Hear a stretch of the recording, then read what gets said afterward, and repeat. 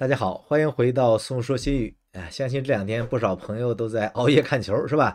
那这次卡塔尔世界杯呢，还在如火如荼的举办着啊，可以说是冷门谍报。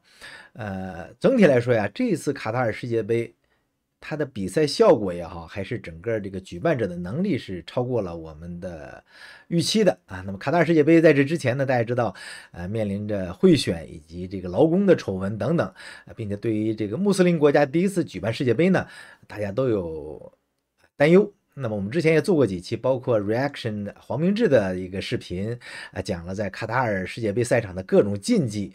那么实际上到现在为止呢，还挺有这个世界杯的味儿。实际上，什么叫世界杯的味儿呢？那冷门谍报就是世界杯的味儿，对吧？你像日本，进军16强，韩国进军16强，澳大利亚进军16强，亚洲的3个名额同时进到16强，这是历史第一次啊！哎，这就是世界杯的味儿。我不是说是亚洲进去了，而是说总有你意想不到的，这就挺有意思啊。那当然呢，卡塔尔这个豪啊，这个一掷千金的这个比赛场馆也给大家很多印象。可以看到我们做的4K 的高清视频，确实是美轮美奂啊。33万国家这个公民的这么一个小国，靠着200多万的这个外籍劳工，生生的堆出这么一个世界杯的赛场，这么一个世界杯效果来，确实是难能可贵。那说到这儿啊，这个卡塔尔世界杯呢还没有完，那么后边会不会出现一些意外啊？我们不知道。但是呢，卡塔尔国家呀已经膨胀了，怎么膨胀呢？他们现在已经放出话来，我们要举办2036年的奥运会。这事儿一闹的，你说，哎，这是不是膨胀了？大家说说，哎，所以说呢，大家看到卡塔尔是多么小的一个小国，对吧？它就是这么一个小国家。我们前面说过，卡塔尔创了我们愣个凑出10项第一啊，是历届世界杯里边国土面积最小的啊，人口最少的，还有很多很多的，比如说温度最高的是吧？哎，那他这次呢，愣是要举办奥运会啊，2036年的奥运会，并且呢，因为奥运会啊，很多是在室内比赛，也有户外的，比如马拉松，他们甚至放出豪言啊，哎，要弄一个什么赛场呢？要弄一个全空调的。全部是空调的这么一个马拉松街道的做赛场啊，咱们之前也讲过黄明志的那期 reaction 的时候讲过啊，在这个富人区里边，有的街道里边地下都放着制冷的空调制冷系统，大街上往大气中排冷气，营造一个低层区域的低层空间的这么一个低温的这么一个效果来。那有的甚至还穿着长袍长纱，还不热。那么现在呢？他现在放出承诺了，如果奥运会让我们举办，我们弄一条街里边42.195公里全部都是空调，他们在空调里跑，这确实是比较豪。那除了这个之外啊，卡塔尔呢，他们自己啊也是认为呢，我们通过举办这一次的世界杯，会积累很多经验。之前呢，他曾经申办过，也没有成功。像这么小的一个国家，你举办，这个世界杯是否能可靠？但是最后呢，确实是还行。那么将来奥运会的话呢，就不是另外一回事了。世界杯是就这几个赛场，大概看到了这8个赛场是吧？但奥运会的场馆可不仅仅是足球场啊！你30多万国民的这么一个小国家，你将来球场怎么用啊？所以卡塔尔现在的现实是什么呢？他想单干，但是呢，国际奥委会啊肯定会向卡塔尔施压，你和沙特联合举办，你们一块来办，还有可能。那么卡塔尔的这个埃米尔啊，谢赫塔米姆呢，叫阿勒萨尼呢，一直是国际奥委会的这个成员啊。那么在这次世界杯上呢，他还和沙特的国旗合过影，所以说是有门儿。沙特和卡塔尔呢是很有可能在一块来申办的。但是大家知道，卡塔尔最难越过的一个是什么呢？就是高温。对，那么卡塔尔的高温呢？使得这次世界杯也创造了第一，是在北半球啊，是在9月份以后举办的世界杯。我们现在11月份了，那中国大陆这个寒潮迭起啊，现在温度都降到7、8度了，是吧？那卡塔尔呢，白天的气温依然是30多度，所以呢，要挪到晚上，甚至呢，采取带顶棚的体育馆，来降低温度。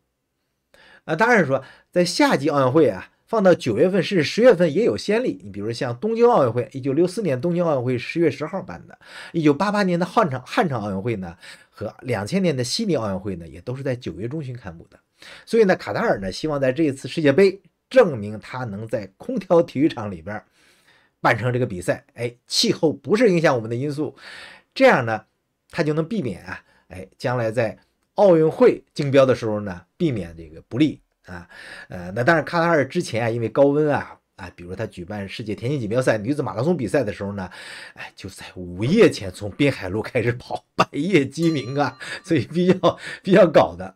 但是卡塔尔它不仅仅是一个气温问题大家知道这一次的无论是世界杯开幕式上德国队还有其他国家队伍都对这个性别的问题对伊斯兰教规、穆斯林的国家对同性恋的歧视等等都做出过反应。那么奥林匹克界的这个 LGBTQ， 那么他们这些运动员也要远远多于足球运动员。所以呢，在一个对同性恋可能定罪的国家举办奥运会，这个是有点让人觉得好像是有那么一丝不靠谱，对吧？当然是。奥运会是一个非常非常复杂的这么一个竞标活动不光是场馆的问题，也不光是文化的问题，是一个错综复杂的地理、国家实力、地区间的这个可以说平衡这么一个问题。所以呢，目前来说呢，国际奥委会主席就是巴赫呢，可能在2025年卸任。那么2036年的这个举办地点呢，可能会比较早的做出决定。大家知道，卡塔尔是有超能力的。你明白吗？超能力，没有超能力怎么能举办世界杯呢？这个超能力呢，打不齐会在这一次申请奥运会的时候会用上。咱们看看谁在2036年和卡塔尔在争夺奥运会的我说错了，奥运会的举办权。一个是印度，大家知道印度现在和中国的人口已经接近了，都号称是14亿多人，并且呢，印度很快在不久呢，可能就成为世界第一人口大国。那作为第一人口大国，作为一个正在这个可以说高速发展的这么一个发展中国家，举办一次奥运会，也有它的意义。所以印度呢，已经准备申办这个2036年的奥运会，夏季奥运会。第二个呢是印度尼西亚，加了3个字尼西亚。印度尼西亚也有特色印度尼西亚呢是世界上最大的穆斯林国家，它是亚洲呢是第3大人口的国家中国、印度、印尼印尼是多少人呢？也2个多亿，接近3个亿吧。并且印尼呢现在经济发展呢也非常快，可以说呢，包括马斯克在内都对印尼呢是比较青睐的那再一个国家是哪儿呢？就是大家都比较熟悉的土耳其。土耳其呢作为一个地区间的这么一个平衡的大国，也是个大国奥斯曼土耳其也对奥运会是蠢蠢欲动他们也想举办2036年的这个奥运会。那在这次俄乌危机中土耳其扮演了很重要的这么一个平衡的调解的角色，甚至呢这个事儿还没完，还在打呢，可能奥运会完了还在打。那么土耳其到最后呢，可能在俄这个美和整个这个欧中之间呢扮演一个比较重要的角色。除此之外呢，还有这个传统的比如像韩国。大家知道韩国呢是举办过88年的汉城奥运会，是一届非常成功的奥运会。那么汉城呢有现成的东西现成的经验、现成的场馆、现成的地铁是吧？现成的这个观众的层次。韩国呢把场馆修一修，就符合奥运会的这个现在的举办原则尽量的这种经济性，这种投入以后的这种将来的这个延展性。韩国现在呢也在想举办2036年的夏季奥运会。那最后一个呢，目前还没有完全表态的就是德国。德国现在呢，对于这个夏季奥运会呢，也是有想法的当然，德国呢可能会有这个议会或者其他的一些这个要求。就是目前来说呢，这几个国家可能都有想办奥运会的这个想法。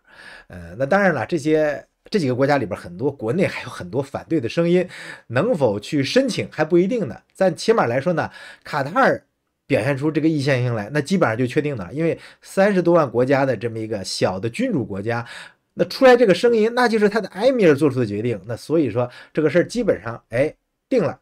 如果从现在开始到决赛最后一刻的哨响，卡塔尔没出什么幺蛾子，那卡塔尔世界杯这么小的一个国家就举办了非常成功的一次世界杯，就证明了他们有能力举办大型国际体育赛事，甚至可能包括奥运会。因为他们在2006年举办过亚运会，所以呢，在2030年呢，可能还会办亚运会，应该还已经定了。所以呢，它的基础设施呢是有相当储备的。那么卡塔尔呢一直是区域性的体育中心他自己呢也自称是区域性的体育大国，所以呢，他这次这个提出来这个意思，那就是超能力的再现，也是这个国家呢这些小国家企图在世界的这个政治、体育还有各方面想展露自己能力的这么一个表现。那么海湾国家肯定对于卡塔尔或者是沙特举办这个奥运会多数国家应该是支持的。那么卡塔尔呢也处于这么一个微妙的一个角色，所以呢，卡塔尔举办奥运会的这种超能力，是有可能的。所以呢，我们呢也拭目以待吧。那好的，关于卡塔尔这个举办2030年奥运会的这个申请和大家聊到这儿，谢谢您的收看。如果您喜欢我们的节目的话，请您关注、留言、点赞和转发。咱们再会，拜拜。